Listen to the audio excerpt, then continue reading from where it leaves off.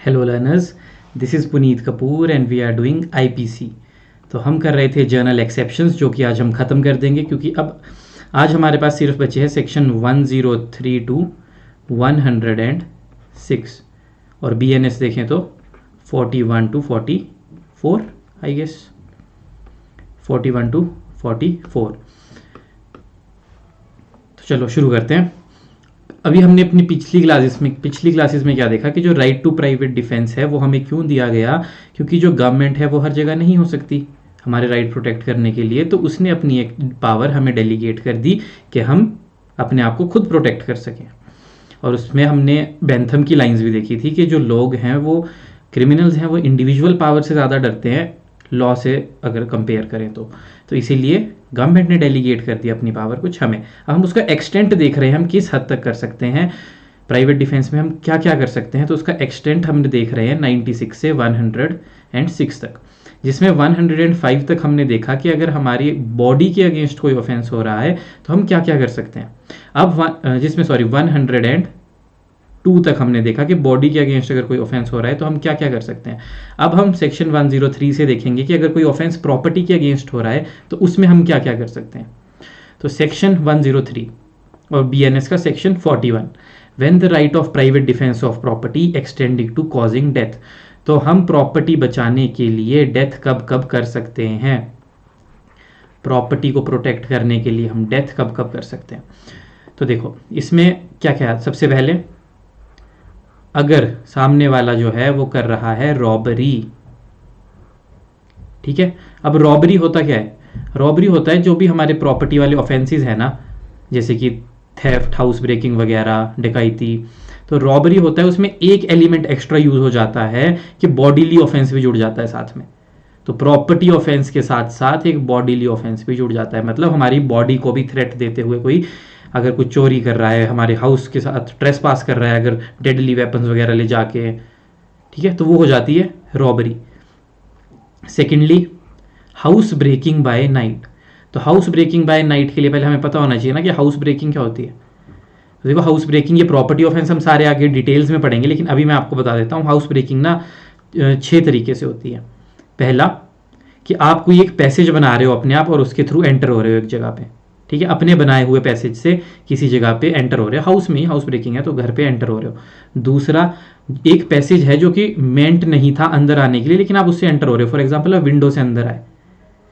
तीसरा कि कोई चीज़ इंटेंडेड नहीं थी ओपन होने की, लेकिन आप उसको ओपन करके अंदर आए। कोई चीज़ हमेशा बंद रहती थी, आप उसको ओपन करके अंदर आ गए। उसके बाद आपने किसी ताले को, कोई लॉक था उसको तोड़ कर आप अंदर आ गए, यूज़ ऑफ फोर्स करके उस पर अंदर आ गए। नेक्स्ट आप कोई भी क्रिमिनल असॉल्ट या फोर्स कर अंदर आ गए। और लास्टली कोई अगर वहाँ पर कुंडी थी तो आप उसको फासन करके या फिर उसको खोल कर या उसको बंद कर आपने अपना वे इनटू बना लिया। तो जो ये है हाउस ब्रेकिंग, ये है 6 तरीके हाउस ब्रेकिंग करने के। और ये जब 6 चीज़ें अगर आप रात को कर रहे हैं, मतलब अगर कोई कर रहा है रात को ये 6 चीज़ें आपके घर में, मतलब हाउस ब्रेकिंग एट नाइट कर रहा है, तो आप उसकी डेथ कर सकते हैं। Next is mischief by fire. कोई अगर आग से आपके घर पे कोई मिसचीफ कर रहा है आपकी प्रॉपर्टी पे, तो भी आप उसकी डेथ कर सकते हो। बस ये क्योंकि देखो जो हमारे मैकॉले साहब हैं ना, उन्होंने रात और फायर, नाइट और फायर से उन्हें बहुत डर लगता था। तो जहां भी आप मैकॉले साहब की आईपीसी पढ़ेंगे, फायर और नाइट के लिए ना हमेशा ऑफेंसेस ज़्यादा रखे गए हैं। और लास्टली थेफ्ट, मिसचीफ और हाउस ट्रेसपास, ठीक है। थेफ्ट में मूविंग ऑफ ऑब्जेक्ट होता है, मिसचीफ में आप कुछ भी अपने प्रॉफिट के लिए नहीं, सामने वाले के लॉस के लिए प्रॉपर्टी को कुछ नुकसान कर रहे हो। और हाउस ट्रेसपास मैंने आपको बता दिया, कोई आपके घर में घुस रहा है।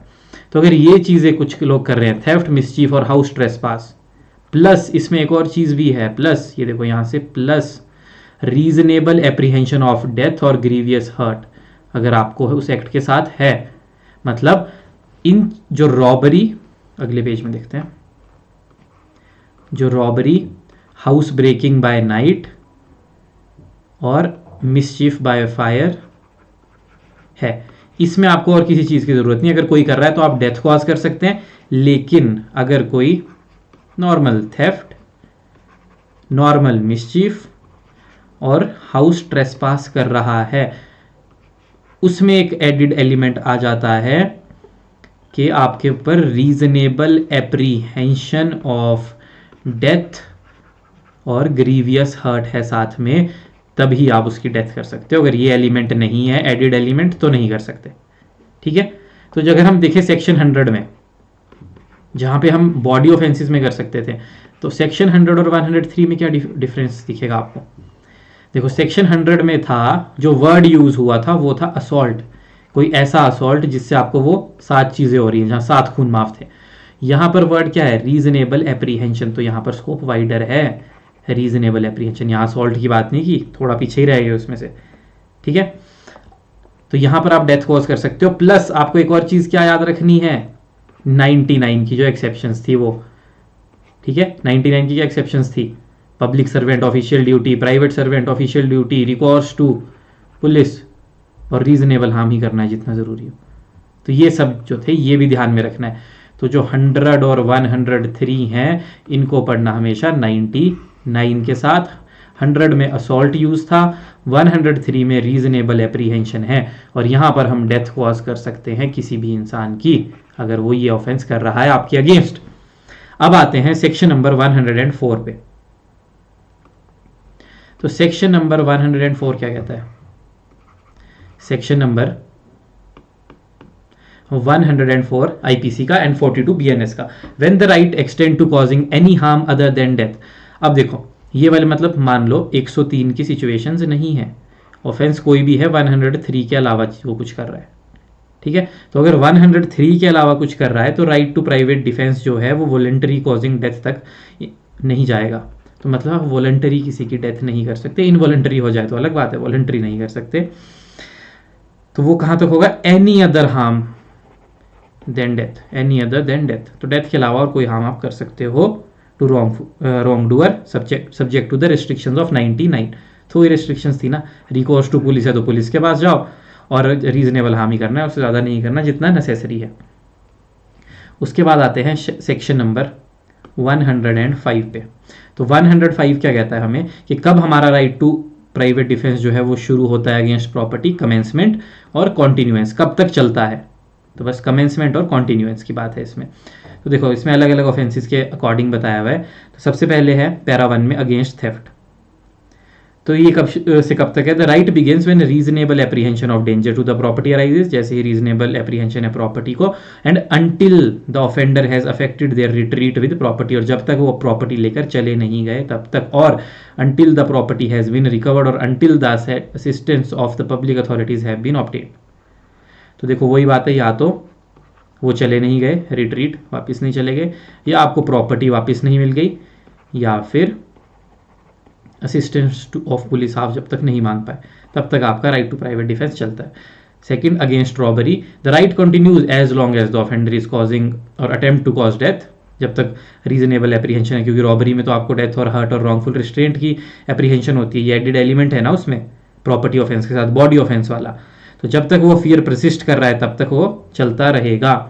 फिर आता है अगेंस्ट क्रिमिनल ट्रेसपास और मिसचीफ, तो जब तक क्रिमिनल एक्ट चल रहा है तब तक, तो शुरू हो जाएगा जैसे ही वो शुरू होगा, और जब तक वो चल रहा है तब तक चलेगा। Against house breaking by night, तो वो भी the right continues as long as the house trespass that begin with house breaking is in progress, जब तक वो चल रहा है तब तक, हाउस ब्रेकिंग जब तक हो रही है तब तक वो कंटिन्यू रहेगा। और इसमें हमारे जॉन डी मेन थे ना, जो उन्होंने बोला है, जॉन डी मेन ने, उन्होंने क्या बोला है, once the thief has make good his escape the right of private defence will not apply to subsequent day. जब चोर चला गया चोरी करके तो उसके बाद आपको राइट टू प्राइवेट डिफेंस नहीं मिलेगा। केस लॉ भी है पंजाब वर्सेस एम्परर, उसमें भी क्या था, पंजाब राव वर्सेस एम्परर, उसमें the owner has no right to invade the privacy of other person to recapture his property as we can not allow a person to commit more serious offence to recover his property. मतलब हम किसी और को एक serious और offence नहीं करने देंगे अपनी प्रॉपर्टी रिकवर करने के लिए। तो इसमें एक्सटेंट इसीलिए डिफाइंड है। अब आते हैं लास्ट सेक्शन पे। Last section, section number 106 and 44 of BNS. इस सेक्शन में क्या बोला, देखो इस सेक्शन में बोला गया कि right of private defence against a deadly assault when there is risk of harm to an innocent person. अब एक पर्सन है ए, उसके ऊपर है डेडली असॉल्ट, डेडली असॉल्ट, जिसका मतलब क्या हुआ कि वो इस सिचुएशन में है जहां पे ऐसा असॉल्ट है जिससे एप्रीहेंशन किसकी अराइज हो रही है, डेथ की। ऐसा असॉल्ट उसके ऊपर हो रहा है जिससे उसको लग रहा है अब मेरी डेथ हो जाएगी अगर मैं कुछ स्टेप्स नहीं उठाऊंगा, ठीक है। तो वो अपना राइट ऑफ प्राइवेट डिफेंस, मतलब राइट टू प्राइवेट डिफेंस तब तक नहीं उठा पाएगा अनलेस वो किसी को हार्म कॉज कर दे। तो अगर ऐसी सिचुएशन में वो किसी इनोसेंट पर्सन को भी हार्म कॉज कर देता है तो he will not be held liable. इसकी इलिस्ट्रेशन बहुत इंपॉर्टेंट है जो बहुत बार बहुत एग्जाम्पल में आती है। A mob armed with deadly weapon surrounds a, एक मॉब थी उसने ए को सराउंड कर लिया, सबने डेडली वेपन उठाए थे, and threatened to kill him, और उसको मारने आ गए। A can not fire on, अभी ए के पास गन थी, वो मॉब के ऊपर फायर ही नहीं कर सकता था without risk of harming a child, जो उस मॉब में मिक्स था, एक बच्चे को मारे बिना रिस्क तो था ही। अब वो गोली नहीं चला सकता था, क्या पता बच्चे को भी लग जाए। तो जो ए का राइट ऑफ प्राइवेट डिफेंस है वो एक्सटेंड करता है to firing on the mob, and even if he harms the child तो he has done no offence. अगर वो अपनी लाइफ बचाने के लिए वो उसकी जान को खतरे में भी डाल देता है चाइल्ड की, तो उसने कोई ऑफेंस नहीं किया, ठीक है। तो ये थे हमारे सारे प्राइवेट डिफेंस ऑफ प्रॉपर्टी।